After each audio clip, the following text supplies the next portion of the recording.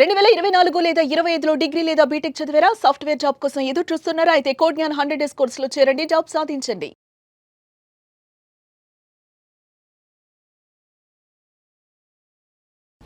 నమస్కారం ప్రియ చౌదరి గారు. Single women చాలామంది లైఫ్ లీడ్ చేస్తూ ఉంటారండి.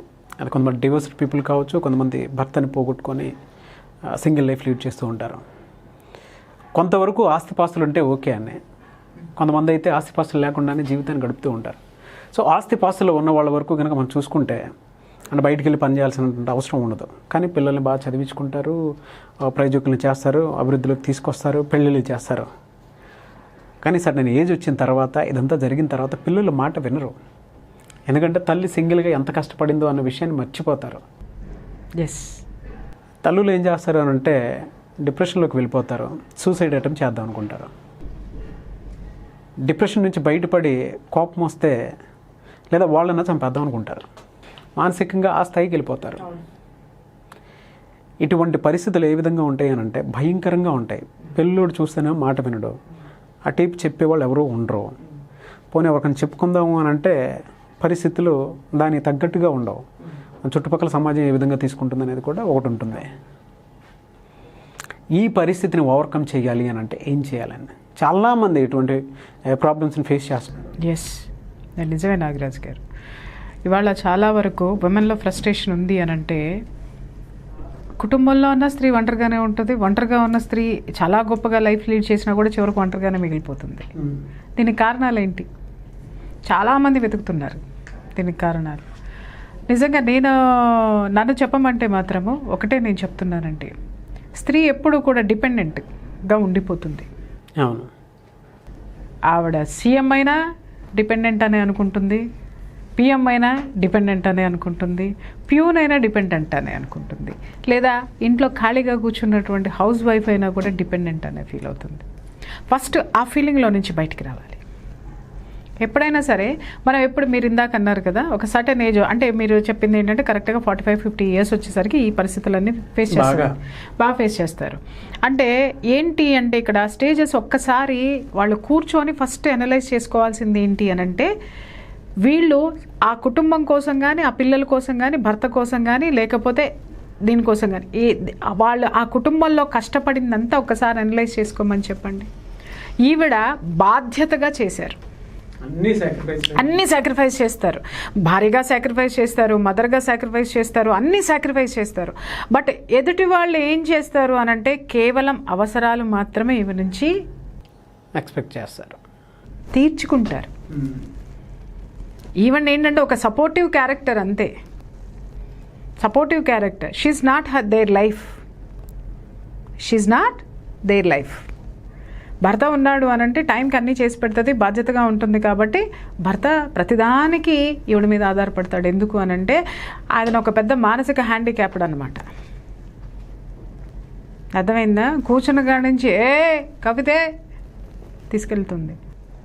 బయటికి వెళ్ళిన తర్వాత ఆఫీస్లో ఆ బాస్కి ఇప్పుడు ఈ ఇంట్లో ఏం చేస్తాడో మొత్తం చేస్తాడు, చేయమంటే వాళ్ళ ఇంటికి వెళ్ళి. ఓకే, పిల్లలు ఉన్నారు, అమ్మా లేచిన దగ్గర నుంచి బెడ్షీట్ కూడా మడత పెట్టరు. స్కూల్ నుంచి వచ్చిన తర్వాత షూస్ కూడా ఏడో పడేస్తారు, కనీసం షూ తీసుకెళ్ళి ఆ స్టాండ్లో కూడా పెట్టరు. తల్లి చెయ్యాలి. లేచినప్పుడు బెడ్షీట్ దగ్గర నుంచి రాత్రి పడుకునేటప్పుడు బెడ్షీట్ కప్పేంత వరకు ఎవ్రీథింగ్ అమ్మ చెయ్యాలి. అంటే ఏంటి? అమ్మ ఒక పెద్ద పని మనిషి. ప్రేమ చాలా బాగా చూపిస్తారండి. ఇక్కడ నేను పిల్లల్ని తప్పుపట్టట్లా, తల్లుల్ని తప్పుపట్ల, పేరెంట్స్ని తప్పుపట్టట్లా. ఒక్కసారి అనలైజ్ చేసుకోండి, మీకు కొన్ని వేల లక్షల స్టోరీలు వినిపిస్తాను నేను. ఆ పేరెంట్స్ని తీసుకొచ్చి ఇక్కడ కూర్చోబెడతాను నేను. వాళ్ళు చాలా బాగా ప్రేమిస్తారు. దేనికి?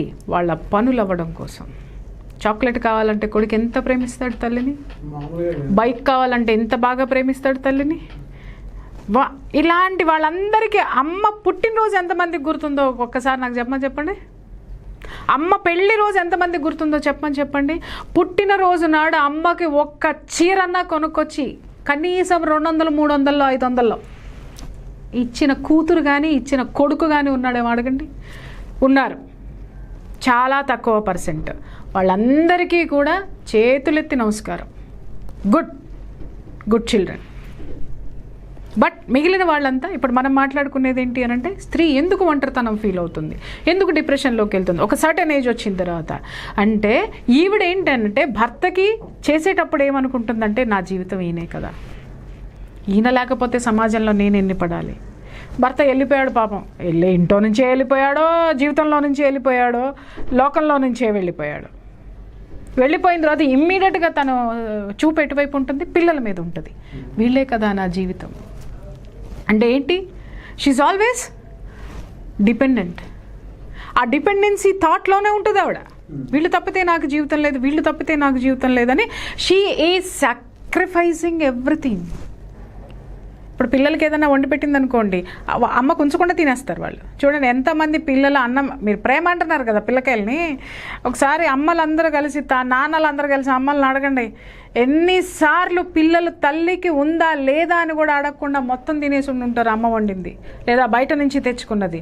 పిజ్జాలు బర్గర్లు తెచ్చుకుంటారు కదా, ఎంతమందికి అమ్మకి ఆఫర్ చేస్తారో తేగానే దాని దుంపదగా ఒక 100 రోజులు అయిందేమో అన్నం తిన్నారు అన్నట్టుగా పడి తినేస్తారు తప్పితే అమ్మ అని నోట్లో ఒక ముక్క పెట్టిన చిల్డ్రన్ ఎంత శాతం మంది ఉన్నారో చెప్పండి నాకు.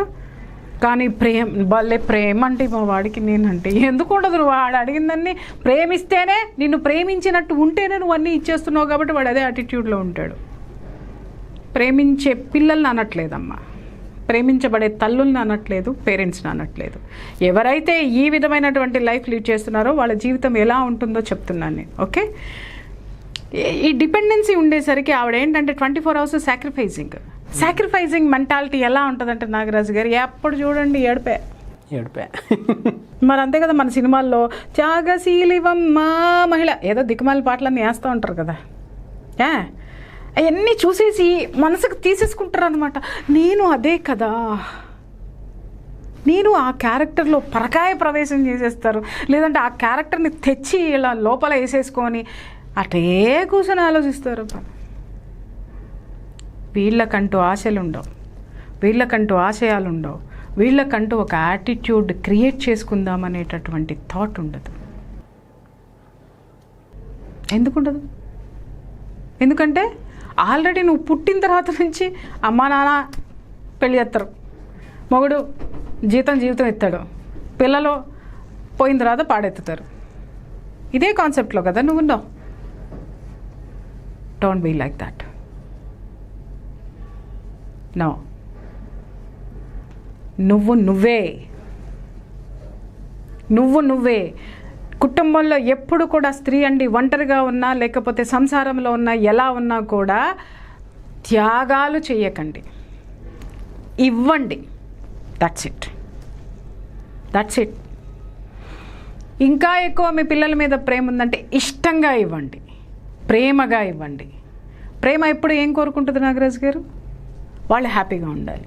ఇష్టం ఎప్పుడు ఏం కోరుకుంటుంది నాగరాజు గారు? మన మనసు సంతృప్తిని కోరుకుంటుంది. చూడండి, ఇప్పుడు ఏదైనా మీరు తినేది ఉంది, బాగా మంచి ఫుడ్ ఉందనుకోండి, తింటున్నారు అనుకుందాము, మీ ఫ్రెండ్ ఎవరో గుర్తొస్తారు మీకు, ఇది వాడి భలే ఇష్టం రా అని చెప్పి గబగబా ఫోన్ చేసి అరే రారా ఈరోజు మంచి ఫుడ్ ఉంది అనగానే తను వస్తాడు, ఇద్దరు కలిసి హ్యాపీగా తింటాడు. వాడు వెళ్ళిపోయిన తర్వాత మీ మనసులో ఏముంటుంది చెప్పండి?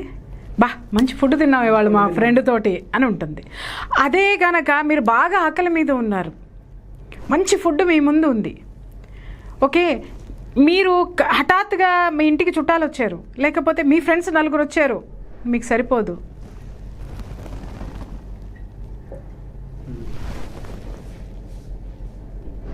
ఫీలింగ్స్ భలే ఉంటాయి కదా మనకి. అంటే ఆ ఫుడ్ మీద మనం తినాలి, కానీ త్యాగం, మనకి మంచి పేరు రావాలి. అరే నువ్వు తిన్నా, లేదురా నువ్వు తిను అంటే వాటి నుంచి మనకు మంచి పేరు రావాలి. దానికి మనం ఏం పెట్టుకుంటాం? త్యాగం. అంటే ఫుడ్ గురించి చెప్పా, చాలా ఇస్తారు ఈ త్యాగంలో ప్రేమ, దోమ, ఏందో ఉంది. అది తిని వెళ్ళిపోయిన తర్వాత మీ మనసులో ఏముంటుంది చెప్పండి? బాధ. మంచి బిర్యానీ తినలేకపోయానే అన్న బాధ, వాడు బాగా తినేసి వెళ్ళిపోయినాడే అన్న బాధ. ఎవడు చేయమన్నాడు త్యాగం? ఇంకో ప్యాకెట్ తెచ్చి ఆడ పెట్టండి. త్యాగం ఎందుకు చేస్తున్నారు? లేదు వాడు పోయిన తర్వాత తిన్నాడు బిర్యానీ, ఎవడిచ్చేమన్నాడు మొత్తం. అది తేడా త్యాగానికి ఇష్టానికి. ఇక్కడ ఎందుకు డిప్రెషన్లోకి వెళ్తుంది స్త్రీ అంటే త్యాగాలు చేస్తుంది. దిక్కుమాలిన త్యాగాలు చేయొద్దు, అవసరం లేదు. ప్రేమ ఉండద్దా? అదే చెప్తున్నాను, ప్రేమతో ఇవ్వండి, ఇష్టంతో ఇవ్వండి. సో అప్పుడు వాళ్ళు మనల్ని వదిలిపెట్టి వెళ్ళినా కూడా మనకేమనిపిస్తుంది, మన మాట వినకపోయినా కూడా మనకేమనిపిస్తుంది అని అంటే, పోనీ వాళ్ళ జీవితం వాళ్ళు సెట్ చేసుకున్నారు. ఎప్పుడు అనుకుంటాం ఈ మాట? ఇంట్లో 24 గంటలు ఖాళీగా కూర్చుంటే అనుకుంటామా? చచ్చినా అనుకో. అందుకు మనం ఏం చేయాలి? ఎప్పుడూ కూడా ఖాళీగా ఉండకండి. మనకు డబ్బున్నా సరే, మనకి అన్ని వసతులు ఉన్నా సరే, మాకు బయటికి వెళ్ళక్కర్లేదండి, అన్నీ వచ్చేస్తాయి, మాకు అన్నీ జరిగిపోతాయండి, మాకేం కర్మ అండి బయటికి వెళ్ళడానికి. కర్మ కోసం బయటికి వెళ్ళరు ఎవరు కూడా. మీ మైండ్ యాక్టివేషన్ కోసం మీరు ఏదో ఒకటి ఇచ్చి పెట్టుకోండి. మీకు బాగా డబ్బు ఉంది కదా, ఎవరికైనా కొంతమందికి చదువు చెప్పించేటటువంటి యాటిట్యూడ్ పెట్టుకోండి. మీరు లేదు మేము డబ్బు ఖర్చు పెట్టమండి, మా డబ్బు మా దగ్గరే ఉండాలి, కానీ మేము చాలా గొప్ప పేరు తెచ్చుకోవాలా, వెళ్ళండి, బయటికి వెళ్ళండి సార్. అనాథ శరణాలయాలు, తర్వాత ఓల్డ్ ఏజ్ హోములు బోల్డన్ని ఉన్నాయి. మీరు ఏ ఒక్క రూపాయి ఖర్చు పెట్టకల్లా రోజు పొద్దున్నే సాయంత్రం వరకు వాళ్ళతోటి గడిపిరండి. వాళ్ళని హ్యాపీగా ఉంచండి. చదువురాని పిల్లలకి మీకు వచ్చిన 4 ముక్కలు చెప్పండి, లేదా 4 ఆటలు ఆడించరండి. పసిపిల్లలు, అనాథ పిల్లలు ఉన్నారు, వాళ్ళని ఒళ్ళో కూర్చోబెట్టుకొని లాలించి పాలిచ్చి రండి. ఎంత సాటిస్ఫాక్షన్ ఉంటుంది. ఆ పనులన్నీ చేసి మీరు ఇంటికి రండి. డిప్రెషన్ ఎక్కడ ఉంటుంది నాగరాజ్ గారు మీకు? లేదు, ఒక మంచి మీకు చేతనైంది ఒక చిన్న బిజినెస్ ఏదన్నా పెట్టుకోండి. లేదు మీకు సంబంధించి మీరు చేయగలిగిన ఉద్యోగం పక్కన ఏదన్నా ఉందనుకున్నాం, వెళ్ళండి, ఇష్టంగా ఆ ఉద్యోగాన్ని చేయండి. ఆ ట్రాన్స్ఫార్మింగ్ ఇది లేకపోతే అది ఇక్కడ స్టోరేజ్ ఎక్కువైపోతూ ఉంటుంది. ఆ అయిపోతూ ఉండడంలో నేను చచ్చిపోదాం, లేదంటే వాడిని చంపేద్దాము. చంపాలేమో చచ్చిపోలేము, చివరికి ఏమవుతాము, బెడ్ మీద వెళ్తాం, హాస్పిటల్ బెడ్ మీద. ఓకే, కాబట్టి ఇక్కడ 2 సూత్రాలు ఏంటి అని అంటే, ఒకటి, కుటుంబానికైనా భర్తకైనా పిల్లలకైనా ఏదైనా ఇష్టంగా ప్రేమగా చేయండి. Never want returns. 2, మీరు అసలు ఖాళీగా కూర్చోకండి. మా ఆయన బాగా సంపాదిస్తున్నాడు కదా అని ఖాళీగా కూర్చుంటే బాగా వచ్చాయని బుర్రలో పనే ఉండదు కదా మీకు. బట్ మీకు భగవంతుడు ఒక జీవితాన్ని ఇచ్చినందుకు ఒక యాటిట్యూడ్ క్రియేట్ చేసుకోండి. ఒక 2 గంటలే పని చేసి రండి, మీకు ఇష్టమైన పని చేయండి, అది మిమ్మల్ని 24 గంటలు ఉత్సాహంగా ఉంచుతుంది. కాబట్టి మనలో ఉన్న బాధ అంతా ఆ పని మీదకి వెళ్ళిపోతుంది, ఆ పనికి ట్రాన్స్ఫర్ చేసేస్తాం మనం. అంటే మన యాటిట్యూడ్ ద్వారా మనకున్న నెగిటివ్ అంతా కూడా, డిప్రెషన్లన్నీ ఎందుకు ఉంటున్నాయంటే ఉన్న చోట కూర్చోవటం వల్ల వస్తుంది. అవును, దాని ట్రాన్స్ఫర్మేషన్ ఎప్పుడైతే మనం ఆ కనెక్షన్ ఎప్పుడైతే పెడతామో ఖచ్చితంగా మనం హ్యాపీగా ఉంటామండి. ఆ మోడ్ తెలిసి ఉండాలి, ఆ యాటిట్యూడ్ తెలిసి ఉండాలి. అందుకని ఈ రోజు నుంచి కూడా ఇష్టంగా చేయండి, ప్రేమగా చేయండి, బాధ్యతగా చేయండి. బాధ్యత ఎప్పుడూ కూడా, బాధ్యత ఏం గుర్తు చేస్తుంది అని అంటే, మీరు ఆ కుటుంబానికి దిక్కు, లేకపోతే మీరు మదర్ కాబట్టి మదర్ బాధ్యతగా ఉండాలి. ఆ బాధ్యత ఎంతసేపు మీకు తీసుకోకండి. వాళ్ళు చూడలేదు, నన్ను పట్టించుకోలేదు, నన్నెవరు వినట్లేదు, వీళ్ళు ఇలా ఉండట్లేదు, నాలాగే ఉండరు, మీ పేరు పలానా అనుకుందాం, వాళ్ళ పేరు పలానా. పేర్లు ఎవరి వాళ్ళకే ఉన్నాయి, అలాగే ఎవరి యాటిట్యూడ్ వాళ్ళకే ఉంటుంది, ఎవరి థాట్స్ వాళ్ళకే ఉంటాయి. కాబట్టి మీరు వాళ్ళు అవ్వాలని అనుకోవద్దు, వాళ్ళు మీరు అవ్వాలని అనుకోవద్దు. మీకు ఎప్పుడైతే వాళ్ళలో ఇమడలేరో దాని నుంచి బయటికి ఎలా రావాలి అంటే, ఆలోచనల నుంచి బయటికి రావాలా, ఇంట్లో నుంచి బయటికి రావాలా, అది ఆలోచన. ఇంట్లో నుంచి మనం బయటికి రాలేమన్నప్పుడు ఆలోచనలు బయటికి పంపించేసేయాలి. ఆలోచనలు బయటికి పంపించాలంటే మనకి నచ్చినటువంటి పని మీద కాన్సన్ట్రేట్ చేయాలి.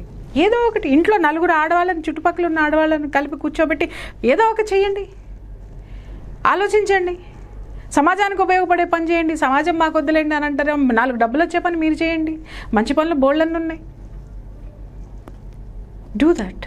Thank you so much Priya Chaudhary గారు. థ్యాంక్ యూ అమ్మా.